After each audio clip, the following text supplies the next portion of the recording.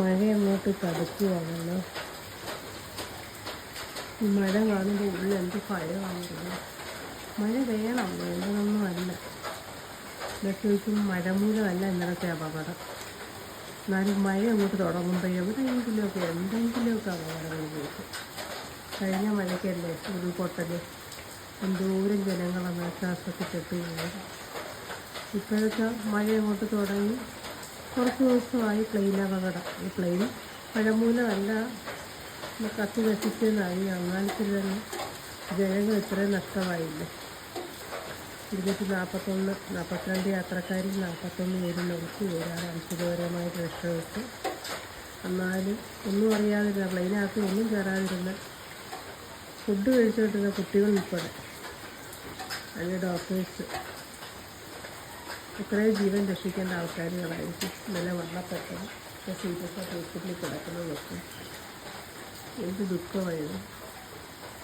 ഇന്നലെ ഞാൻ ചോറ് എടുത്ത് കഴിക്കാൻ അങ്ങോട്ട് ആവശ്യപ്പം ടി വി വെച്ച് വാർത്ത വെച്ച്, ടിവിയുടെ വാർത്തയ്ക്കകത്ത് 1:45 ആയപ്പോഴത്തേക്ക് ഞാൻ വെച്ച്. 45-50 അന്നേരം തുടങ്ങിയ വാർത്ത കാണൽ, രാത്രി മൊത്തം അത് കാണലായിരുന്നു. എന്നുവെച്ചാൽ മനസ്സിനകത്ത് എന്തോ ഒരു വിഷമവും. അത് നമ്മുടെ കൂടെ നമ്മുടെ മലയാളിയായ ഒരു നേഴ്സുമുണ്ട്. മലയാളിയല്ല, ഈ ഏത് രാജ്യക്കാരായാലും ജീവൻ തന്നെയല്ലേ. അവർക്ക് ബന്ധുമിത്രാദികളുള്ളതല്ലേ. അതുകൂടാതെ ഇന്നത്തെ മലയാളികൾക്കെന്ന് വെച്ചാൽ വളരെ ആഗ്രഹിച്ചൊരു വീട് വെച്ച് എന്തോരം കഷ്ടപ്പെട്ടായിരിക്കും അവരൊന്ന് കയറി താമസിക്കാനുള്ള ഭാഗ്യം പോലും കൊടുക്കില്ല. 2 കുഞ്ഞുങ്ങൾ, ഒരു പെണ്ണും ഒരാണ്. അതിൻ്റെ ആ കരച്ചിൽ കണ്ടിട്ട് സത്യം പറയാൻ പറ്റും, ഞാനും കരഞ്ഞു പോയി. അത്ര കുഞ്ഞ് സ്കൂളിൽ നിന്ന് വന്ന് കയറിയപ്പോൾ ഒരു അമ്മമ്മയോട് പറയുമ്പോഴത്തേക്ക് അങ്ങോട്ട് ആ കുഞ്ഞിൻ്റെ കരച്ചിൽ. 10ാം ക്ലാസ്സിൽ ഇളയ കുഞ്ഞ് യൂണിഫോമിൽ കണ്ടിരിക്കാൻ പറ്റിയില്ല. എന്ത് പരീക്ഷണങ്ങളായി ലോകത്ത് നടക്കുന്നത്. ജനിച്ചാൽ ഒരിക്കൽ മരണമുണ്ട്, ശരിയാണ്. എന്നാലും ഇത് കത്തിക്കരിഞ്ഞ നിലയിൽ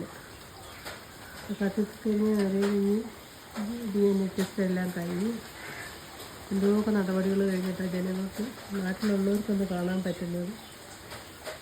വീട്ടുകാർക്കൊന്ന് കാണാൻ പറ്റും. അതും കാണാനുണ്ടോ?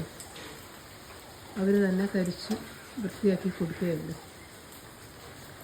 ഇതുമാതിരി ദൈവത്തിൻ്റെ ഒരു തീരുമാനങ്ങളാണ് ഇതൊക്കെ. എന്നാലും അതുകൊണ്ടൊരു സത്യം പറഞ്ഞാൽ മനസ്സിനകത്തൊരു വീട് ചെയ്യണമെന്നൊന്നും ഇല്ലായിരുന്നു. ഇത് ചെയ്യാൻ തോന്നുമില്ല. അത്ര ഒരു മാനസികാവസ്ഥയായിരിക്കും.